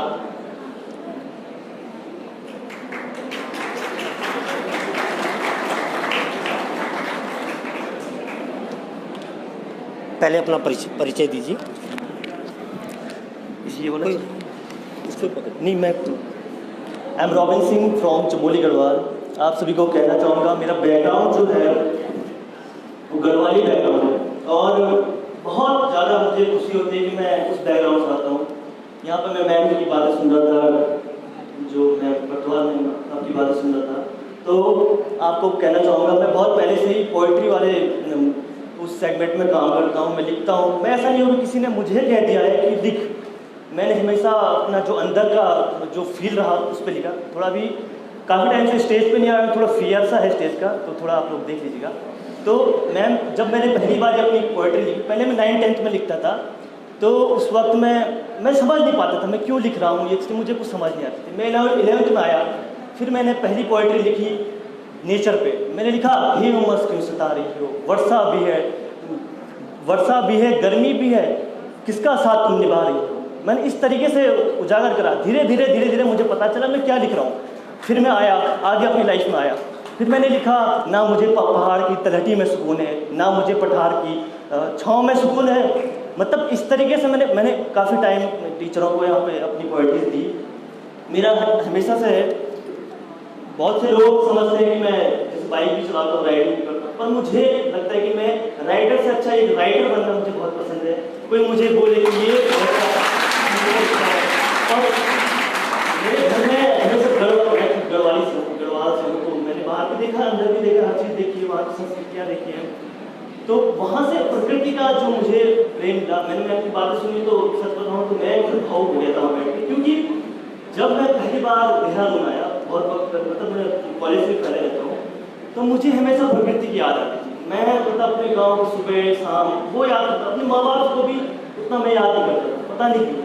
और आंखों से आंसू आना ये मेरे लिए अपने आप ही होता था। मैं प्रकृति से इतना प्रेम करता था और करता हूँ। और अभी भी मैंने परसों ही मैं बैठा था 6 बजे ऐसे, अब क्योंकि फ़ोन का दौर आज हम लोग अकेले कभी नहीं बैठे आज के। आप में से अभी कोई नहीं कह सकता कि मैं अकेला बैठा हूँ, क्योंकि मोबाइल फ़ोन है, हम पूरी दुनिया देख रहे हैं, हम हर चीज़ जान पा रहे हैं। तो मैं बैठा 6 बजे, मुझसे नहीं लिखा जा रहा था, मैं बरसात आई थी बहुत तेज, मुझसे नहीं लिखा जा रहा था, मैं कोशिश कर रहा था।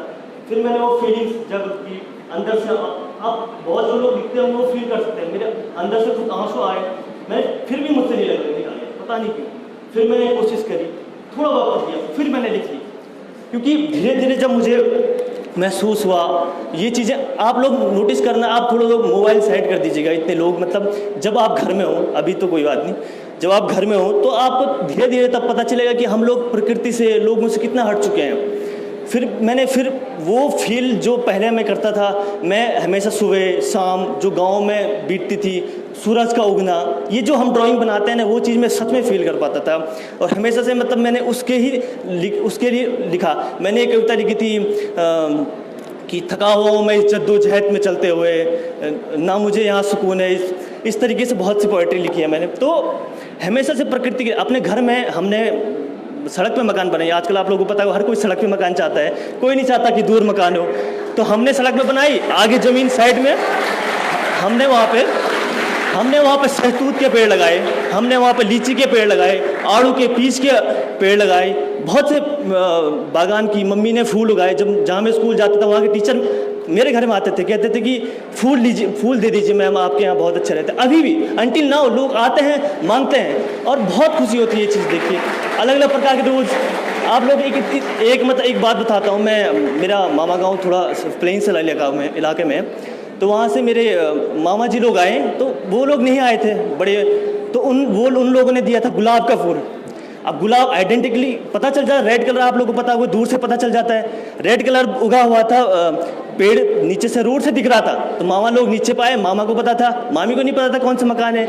मामी ने बस ऐसे ही बोला कि वो गुलाब का फूल मैंने दिया था, तो वही होगा उनका घर। तो आप देखिए कि किस तरीके से हमारे पेड़ पौधे प्रकृति से हम लोग जुड़े हुए हैं।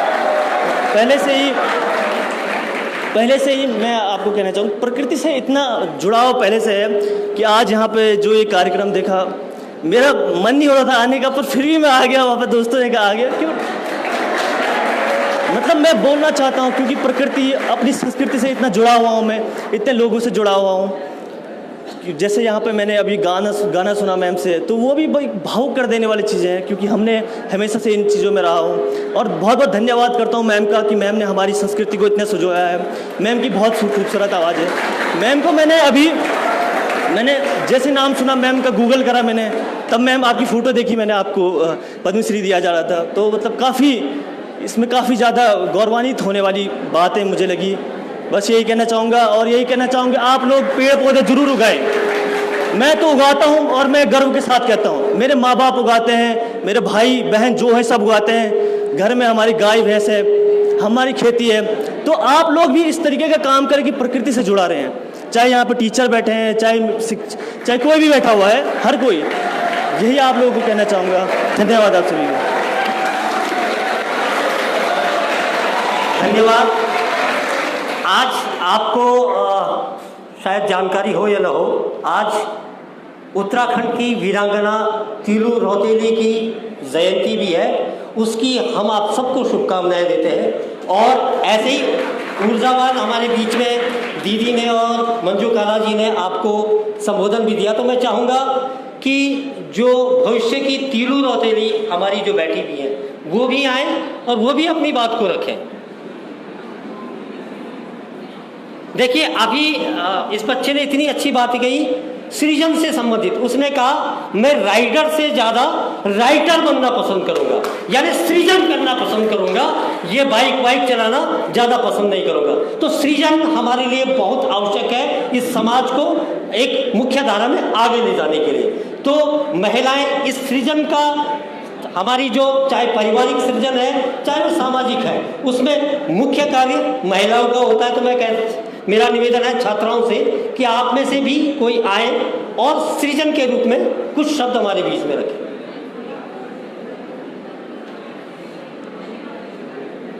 तो चलिए हम लोग गीत संगीत की तरफ आपको ले चलते हैं। तो हमारी जो टीम बैठी हुई है,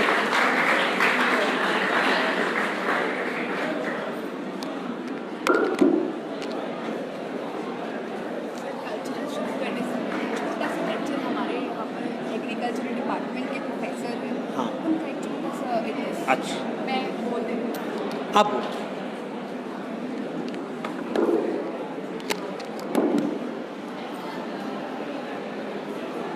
सॉरी, बीच में मैंने आपका समय ले लिया, but before we start with the cultural programme for today, I would like to request Dr. R.K. Bhatt, former Director, Center for Aerial Drone Research, member ASRB and organizer, Department of Science and Technology, and the present faculty at SDS University, Department of Agricultural Sciences, to please be on stage and address the gathering.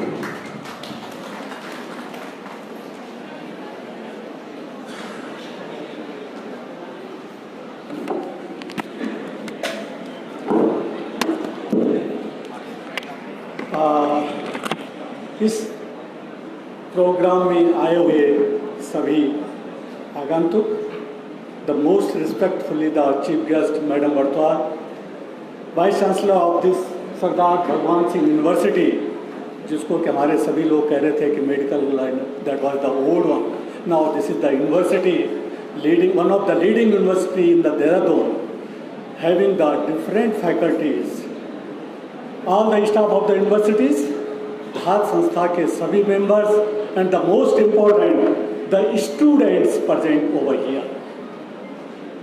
आज दो बातें हुई हैं।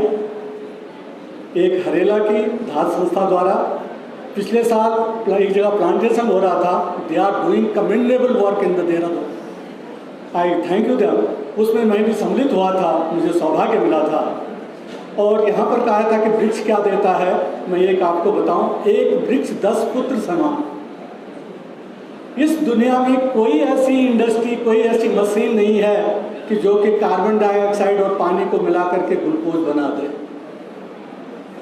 जिस दिन ये हो गया, वैज्ञानिक लगे हुए हैं, उस दिन समझो कि ये मिलेट और ये गेहूं चावल भी मुश्किल ही मिलना है। दूसरा, कोई ऐसा इंडस्ट्री, कोई मशीन नहीं है कि जो कि नेचुरली ऑक्सीजन दे सके। They are only the plants, वही एक पेड़ है, उसके अलावा उसके बहुत सारे फायदे। तो डियर स्टूडेंट्स, जरूर अपने आंगन में, अपने कॉलेज में, आजकल हरेला का पर्व चल रहा है, एक वृक्ष लगाने का कार्यक्रम करें।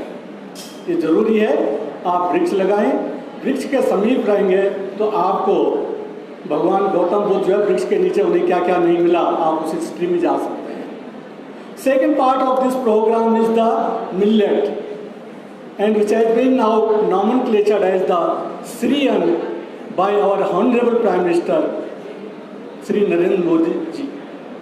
उन्होंने इसको श्री अन्न नाम दिया है मिलेट्स को, और उसमें क्योंकि चाहते थे कि 2023 this will be the international year of the millet and united nation they have declared it as a year. तो under this programme dear students, for your information, Government of India has organized different program at different stakeholders level। जगह जगह पे जितने तरीके के stake holders हैं, किसान हैं तो किसानों के लिए, स्टूडेंट्स हैं तो स्टूडेंट्स के लिए, रिसर्चर हैं तो रिसर्चर के लिए, डेवलपमेंट ऑर्गेनाइजेशन तो उनके लिए, किसान हैं तो किसानों के लिए बहुत सारे प्रोग्राम पूरे साल भर ऑर्गेनाइज किए जा रहे हैं। और उन्हीं में से ये जो हमारी धात संस्था है कोई एक प्रोग्राम ऑर्गेनाइज कर रही है, that is the awareness programme among the graduate and post graduate students. They should know about the importance of the millet. Now the question comes in the mind कि हमारे पास गेहूँ बहुत है, चावल बहुत है, देन व्हाई मिलेट्स? क्या ज़रूरत है मिलेट्स की? अगर आप उसको पढ़ें, इसको गूगल में सर्च कर लें, इसको पढ़ें कि जो हमारे पास दो स्टेपल फूड हैं, जो इम्पोर्टेंट फूड हैं, गेहूं और चावल, उनका ग्लाइसेमिक इंडेक्स बहुत हाई है। और क्योंकि शुरू में हमें अपनी जनता को पेट भराना था, इसलिए उस पर सबसे ज़्यादा रिसर्च हुई है। एंड उस तरफ जो मिलेट्स हमारे हैं, उस तरफ गवर्नमेंट का, जो हमारे रिसर्च के जो वैज्ञानिक हैं, जो डेवलपमेंट ऑर्गेनाइजेशंस हैं, उनका ध्यान नहीं गया। Now we are sufficient in the food production, particularly the wheat and the rice production, and we are thinking about the millet production in the country. दूसरा, ये climate resilient, dear students, education point of view से all millets are the climate resilient crops. किसी भी harsh climate में वो पैदा की जा सकती है। दूसरा, they are nutritious, उनका ग्लाइसेमिक इंडेक्स बहुत ही कम है और ना के बराबर है। They are the positive nutrients crop. All the जो फाइबरस कंटेंट है, आपने सुना होगा जो डॉक्टर्स कहता है कि मोटा अनाज खाइए, उसमें फाइबर कंटेंट बहुत है। आजकल हमारे वैज्ञानिक जो हैं बायो फोर्टिफाइड वैरायटीज रिलीज कर रहे हैं, पर्टिकुलरली मिलेट में। उनमें मीन्स बायो फोर्टिफिकेशन मीन्स उन क्रॉप्स को सेलेक्ट कर रहे हैं जिनमें जिंक, आयरन सबसे ज़्यादा है। ये हमारे मिलेट्स में पाया जाता है, इसलिए उनके क्रॉप्स को प्रमोट कर रहे हैं। अब आए बात, हमारे उत्तराखंड में इसका क्या स्कोप है? हमारे उत्तराखंड में अगर हम मिलेट की बात करें तो पल मिलेट, बाजरा सबसे ज़्यादा राजस्थान में होता है। देश का प्रोडक्शन 80% प्रोडक्शन पल मिलेट का राजस्थान में होता है। ज्वार का प्रोडक्शन आपका कर्नाटका, महाराष्ट्र, आपका जितने साउथ के आंध्र प्रदेश, इनमें ज्वार का प्रोडक्शन सबसे ज़्यादा होता है। जो दूसरे माइनर मिलेट हैं, कोदो है। हमारे पास एक संस्थान है जो कि हमारे उत्तराखंड में अल्मोड़ा में है, दैट इज़ द विवेकानंद पर्वतीय संस्थान। वो मिले उस पर क्या कहते हैं, मंडुआ पे और पोर्सो मिलेट, जिसको हम जो है एक झंगोरा बन्यार्ड मिलेट्स कहते हैं, उस पर काफ़ी रिसर्च कर रहे हैं। और उस संस्थान ने काफ़ी प्रजातियां, वैरायटीज उसकी रिलीज की हैं। तो आपको पता होना चाहिए कि हमारे उत्तराखंड में भी मिलेट में रिसर्च हो रही है, जो कि हमारे संस्थान नई प्रजातियां निकाल रहे हैं। तीसरी इम्पोर्टेंस है अवेयरनेस का कि आप अपनी डेली डाइट में इसको सम्मिलित करें। आप कोई ना कोई एक डिश जो खाते हैं, आप रोटी खा रहे हैं या कोई चीज़ खा रहे हैं, कभी कभार आप एक शेड्यूल बना सकते हैं कि हफ्ते में एक दिन आपको या तो झंगोरा खाना है या कोदो की रोटी खानी है, या एक और प्लांट होता है दैट इज द कौड़ी करके या चीना करके, आजकल कहीं दिखती नहीं है, बहुत मुश्किल है। अब बात आती है स्टूडेंट्स की। Again, if you are passing out from the institute, from this university, you can think of the startup on the millets. और आज हमारे देश में आप गूगल पर अगेन सर्च कर देना, more than 100 startups are only on the millets. उनके प्रोडक्शन से पॉइंट ऑफ व्यू से, फार्मर्स प्रोड्यूसिंग ऑर्गेनाइजेशन से लेकर के, और जो रेसिपी मैडम काला ने यहाँ पे बताई हैं, कम से कम more than 37 recipes are available in the millets. उन पे स्टार्टअप बनाए हैं एंड जो उन्होंने स्टार्टअप बनाए हैं मिलेट्स पे, वो काफ़ी पैसा अर्न कर रहे हैं, उनके लिए रोजगार सृजित कर रहे हैं, अपने लिए भी और दूसरों के लिए। तो मुझे केवल एक आपको जानकारी देनी थी कि वाई मिलेट्स, क्यों मिलेट्स की ज़रूरत है।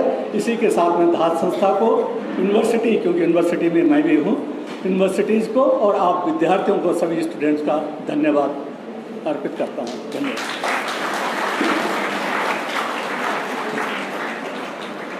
धन्यवाद भट्ट साहब।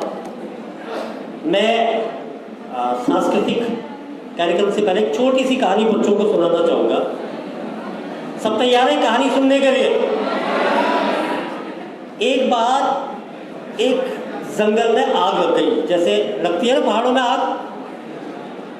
तो पहाड़ के जंगल में आग लग गई तो सारे लोग इकट्ठा हो गए और देखने लग गए, अरे आग लग गई, आग लग गई, आग लग गई। और सब खड़े थे। एक आदमी एक छोटी सी बोतल में पानी लाता और उस आग की तरफ फेंकता। उसने कम से कम 10-20 बार ऐसा करा होगा। तो किसी ने कहा कि जंगल में इतनी भीषण आग लगी है, तुम्हारे ये एक छोटी सी बोतल पानी डालने से क्या ये आग बुझ जाएगी? तो उसका उत्तर सुनिए बच्चों। उसने कहा कि कल जब इस जंगल का इतिहास लिखा जाएगा तो आप सबके नाम तमाशबीनों में होगा और मेरा नाम जंगल बुझाने वालों में होगा। तो आप बच्चों को भी तय करना है कि आप अपना नाम तमाशबीनों में लिखवाना चाहते हो कि इस धरती के श्रृंगार और सृजन करने में लिखवाना चाहते हो, ये आपको तय करना है। तो यह निवेदन है, हरेला पर धात की ये धात है और आप कहीं भी, चाहे हमारे स्मृति वन है, मित्र वन है, बाल वन है, आप आइए हमारे साथ और धात की धात में हमारे साथ सहयोग और समन्वय कीजिए। तो सांस्कृतिक कार्यक्रम के लिए मैं चाहूँगा कि जो हमारी बहनें हैं कि वो आएँ और अपनी प्रस्तुति यहाँ पर रखें।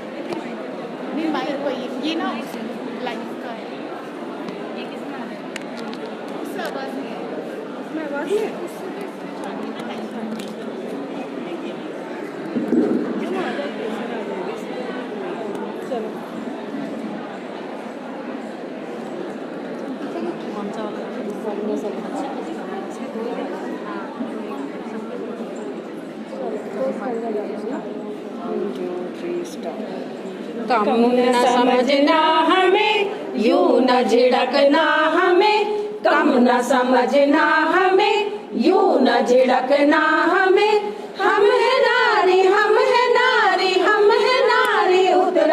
उत्तराखंड की, तिलु गौर कर्णवती वीर नारी उत्तराखंड की। कम न समझना हमें, यूं न झिड़कना हमें, कम न समझना हमें, यूं न झिड़कना हमें। हम है नारी, हम है नारी, हम है नारी उत्तराखंड की, तिलु गौर कर्णवती वीर नारी उत्तराखंड की। खेती किसानी निराई गुड़ाई में हम किसी से कम नहीं, आंख जो तरेने हमको ये किसी में दम नहीं। सीमा पे तैनात हम, पुलिस महकमे में हम, देश की चिंता हमें। कम न समझना हमें, यूं न झिड़कना हमें। हम है नारी, हम है नारी तिलु गौर कर्णवती वीर नारी उत्तराखंड की। घर के काम काज में, खेत खलियान में, घर के संस्थान में, घर के बाजार में, जम के काम करते हम, जम के काम करते हम। आराम की चिंता हमें, कम न समझना हमें, यूं न झिड़कना हमें। हम है नारी उत्तराखंड की, तिलु गौर कर्णवती वीर नारी उत्तराखंड की, वीर नारी उत्तराखंड की, वीर नारी उत्तराखंड की, वीर नारी उत्तराखंड की।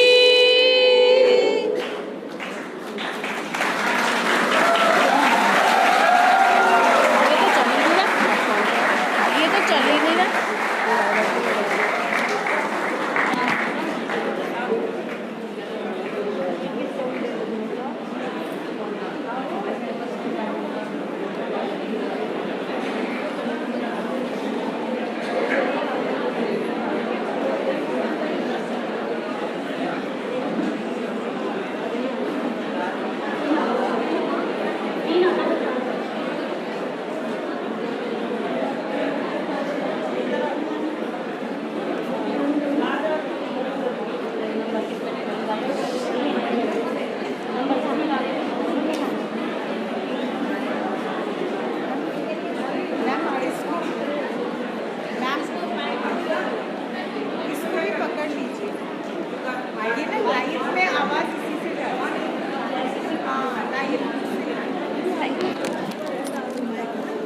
देखने के लिए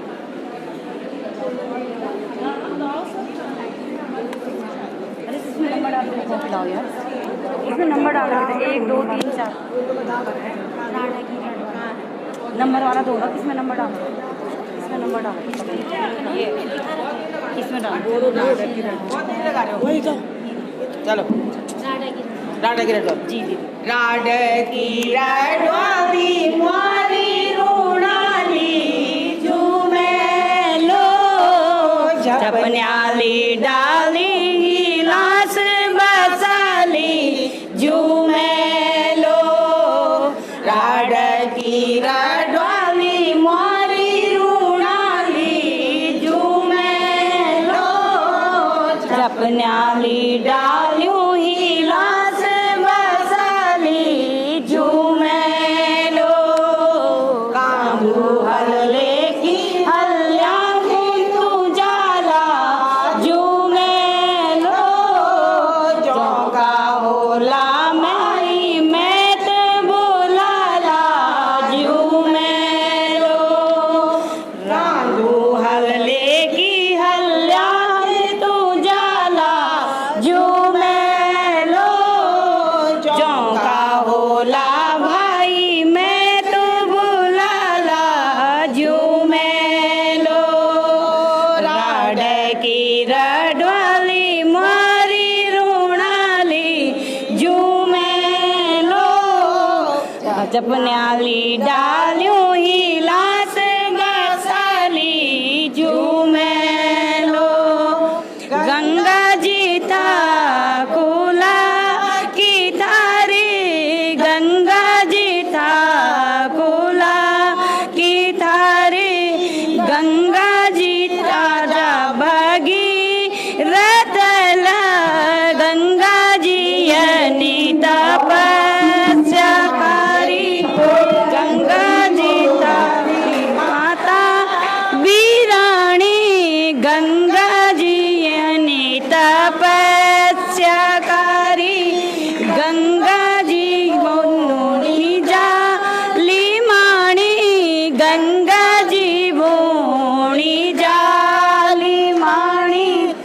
गंगा जी बूंद कमंडलन गंगा जी अमृत वाणी गंगा जी बिघ्नी माता बीराणी गंगा जी अमृत पाणी गंगा जी माता लिताई गंगा जी पीटी जालिकाई गंगा जी सिम चरण बैठी उठी गंगा जी शिव जटा माई गंगा जी विष्णु माता बीराणी गंगा जी आम जटा समाई गंगा जी बाजी घाई गंगा जी ढोल बाजी घाई गंगा जी ने लासू बटनी गंगा जी का पोतरी आई गंगा जी जाने माता बीराणी गंगा जी हमको लारी आई ऋतु परी तू बड़ी रे तुम्हारी तू परी तू बड़ी रे तुम्हारी तू परी तू बड़ी रे तुम्हारी तू बसंत बड़ी रे तुमा फूल को फूल बड़ो फूल मा फूल को फूल बड़ो फूल मा फूल सितराज बड़ो फूल मा फूल सितराज बड़ो फूल मा गंगा को गंगा बड़ी गंगा मा गंगा को गंगा बड़ी गंगा मा गंगा धूमती बड़ी गंगा मा गंगा भगीरथी बड़ी गंगा मा गंगा भगीरथी बड़ी गंगा मा गंगा भगीरथी बड़ी देव मा मान को नारी बड़ी नारियों मा नारी को नारी बड़ी नारियों मा नारी व सीता बड़ी नारियों मा नारी व सीता बड़ी देवों मा देव को देव बड़ो देवों मा देव को देव बड़ो देवों मा देव महादेव बड़ो देवों मा देव महादेव बड़ो वेदों मा वेद को वेद बड़ो वेदों मा वेद को वेद बड़ो वेदों मा वेद सामवेद बड़ो वेदों मा वेद सामवेद बड़ो ऋतु मा ऋतु को ऋतु बड़ी ऋतु मा ऋतु को ऋतु बड़ी ऋतु मा ऋतु को ऋतु बड़ी ऋतु मा ऋतु बसंत बड़ी ऋतु मा ऋतु बसंत बड़ी झूलो सोन बदो चौमास सुवा झूलिया लो झूलो सोन बदो चौमास सुवा झूलिया लो बीजिया लो सुवा बीजिया लो वा बीजिया लो सुवा बीजिया लो बीजो सोन बदो चौमास सुवा बीजिया लो झूलो सोन बदो चौमास सुवा बीजिया लो कासु खोली आंगड़ी कंगड़ी कासु खाली घाघरी अंगड़ी कासु खाली कंगड़ी कासु खाली घाघरी काजिया लो दरे कासु खाली पाग सुवा बीजिया लो सुवा बीजिया लो सुवा बीजिया लो सुवा बीजिया लो सुवा बीजिया लो झूलो सोन भादो चौमास सुवा बीजिया लो झूलो सोन भादो चौमास सुवा बीजिया लो कासु खाली घाघरी अंगड़ी कासु खाली घाघरी अंगड़ी कासु खाली घड़े कासु खाली पाग में बीगिया लो दरे कासु खाली पाग सिवा बीजिया लो सुवा बीजिया लो सुवा बीजिया लो सुवा बीजिया लो सुवा बीजिया लो दरो चौण भदो चौमास सुवा बीजिया लो झूलो सोन भदो चौमास सुवा बीजिया लो झूलो सण भादो चौमास सुवा बीजियालो झूलो संजियालो सुवा बीजियालो सुवा बीजियालो सुवा बीजियालो बीजो सण भादो चौमास सुवा बीजियालो झूलो सण भादो चौमास सुवा बीजियालो झूलो बीजियालो सुवा बीजियालो।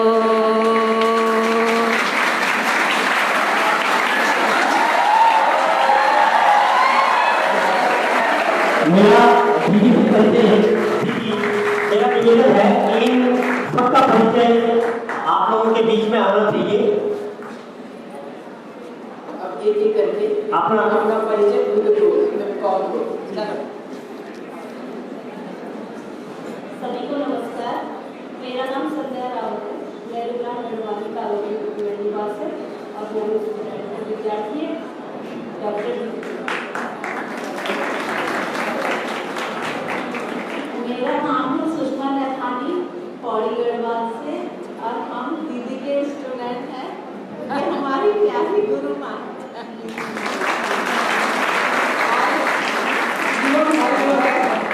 बाहर उत्तर प्रदेश बनारस में यही लखनऊ साइड में और वहीं के लोग आते थे, गढ़वाली ही नहीं आती थी। अब जो है खर्राटे मार रही है।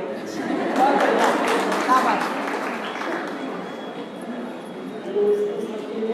मेरा नाम बीना नेगी पौड़ी गढ़वाल से हूँ और मैं छुआने में रहती हूँ। हम अपनी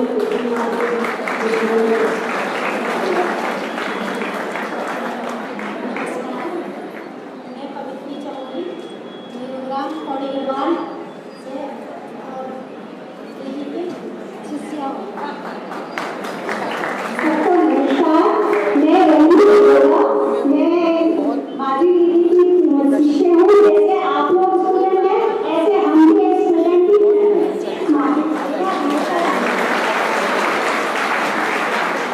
नमस्कार, मैं दीदी की शिष्या हूँ और दीदी मेरी गुरु तो भाई है पर मेरे लिए भगवान भी है।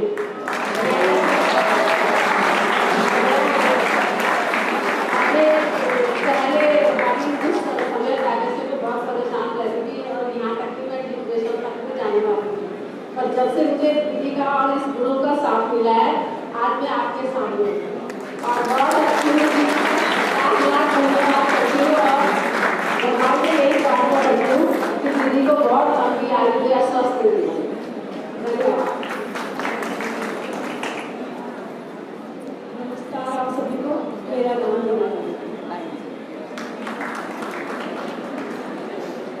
मैं आराधना रानी हूँ और अपने को बहुत भाग्यशाली समझती हूँ कि दीदी ने जो हमारी संस्कृति का संरक्षण और संवर्धन का बेड़ा उठाया, हम उसका छोटा सा भी पार्ट हो गए तो हम उसको बहुत अपने को भाग्यशाली समझेंगे। आप लोग भी जुड़िए और संस्कृति को आगे बढ़ाइए। मैं वंदना कोटनाला और डॉक्टर माधुरी दीदी के सानिध्य में हम ये सब सीख रहे हैं और आपकी तरह हम स्टूडेंट लाइफ जी रहे हैं।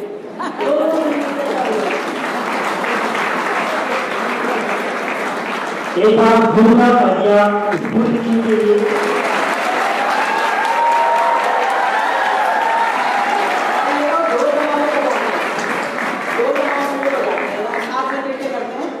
किसी ऐसे नहीं होता कि मतलब हम किसी का इंतजार करें तो अपने हिसाब से लोग गायन वादन नृत्य तीनों में ही शिक्षा ले रहे हैं। पहली बार शायद स्टेज पर आए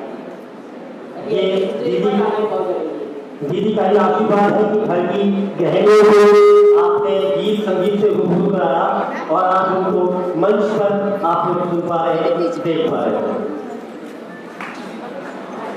जैसा कि मैंने पहले भी कहा कि आज तीनों रोबेली की जयंती है, तो आज आप देख सकते हैं कि पहाड़ की महिलाओं ने किस तरीके से अपने लोक पर्वों को, लोक गीतों को इस तरीके से सहेज के रखा है, जिसमें माधुरी दीदी ने इनको ये प्रेरणा और प्रोत्साहन देकर इनको आज मंच तक पहुंचाया है। दीदी के लिए जोरदार तालियां हो रही है।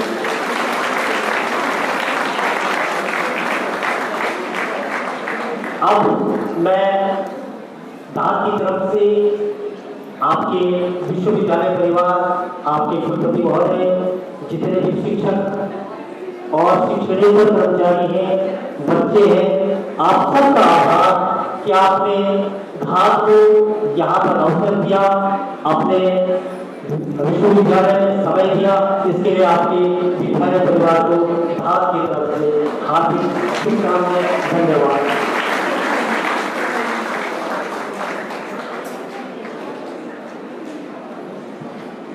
Thank you, sir. Now it is time to extend the word of thanks. I, Dr. Vidhi Vedwal, on behalf of SDF University, would like to extend thank you from the bottom of our heart to our dignified guest, Padma Shri Dr. Madhuri Bhartwal, for sparing her valuable time and gracing the occasion. Thank you, ma'am. We are blessed.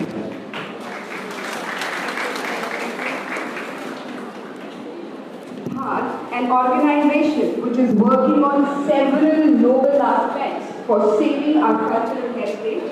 We are extremely privileged to have you all here and making us aware of the importance of course grade and changing the minds of the present generation, motivating towards Shriya.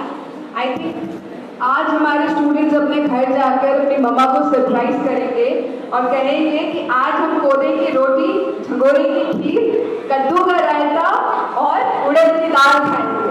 Please surprise your mother with this. She will be happy more than anyone. Special thanks to our cultural team for wonderful and colorful program. Thank you. Thank you to the Honorable Vice Chancellor, Professor Bhima Ramji, management and the administrative staff for giving full support to the event. And special thanks to Captain Nalini Maharishi for shaping the event. Last but not the least, a very huge thanks to our lovely audience. Please applaud for yourselves for your so much patience and so much hot weather which we have been lovely audience. Thank you.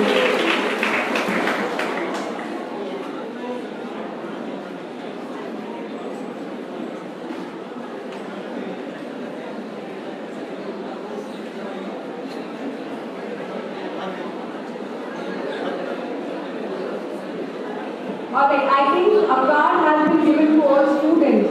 Sir is coming to collect those cards. Kindly hand over to. Any more cards for any student?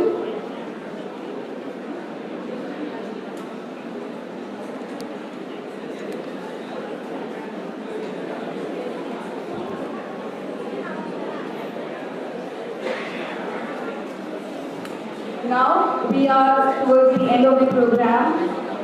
I request the students to kindly be seated until the dignitaries leave the hall. Doctoral committee to please look after. May I now request our dignified guests, HODs,